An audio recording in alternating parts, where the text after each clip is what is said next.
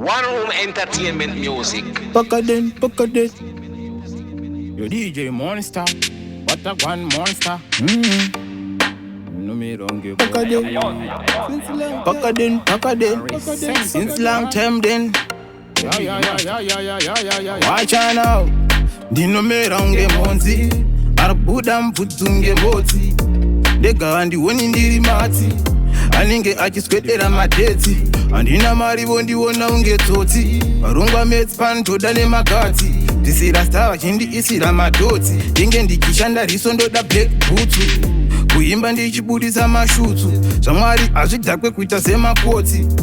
Vanondida Mwari ndine Mhotsi. Ndivanondiyambutsa ndateerwa netsotsi. Asi panakananga handipotsi. Ndinofa ndichimuka unge katsi. Ndiro vasuke mapleti. Because they are too many nights. Ndinge ndichifata nechifisti. Nyora nyaya yangu iyi kuita semanotsi. Singa kure nyaya kupa sematotsi. Ndinge ndichifaitira 50 noti 40. Bati gosora chiburisa chihotsi. Kugara wondiriga semafotsi. Mabeti istu mabeti. Chunga moyo kunge moyo nemadhati.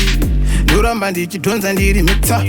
Panakananga andimbopotsa. Sori zvenyu maiti Risso arikutsotsa. Handikupe mari koza ndisi sponsor. Mwana wa prince achemere maprize mabronzi. Saka ndichifara nchita dance. Ndenge ndichimhanya kunge timu yekufrance. Bombo clad a DJ Monster, producer Monster, RecentA, Kida, RecentA trap me sign out.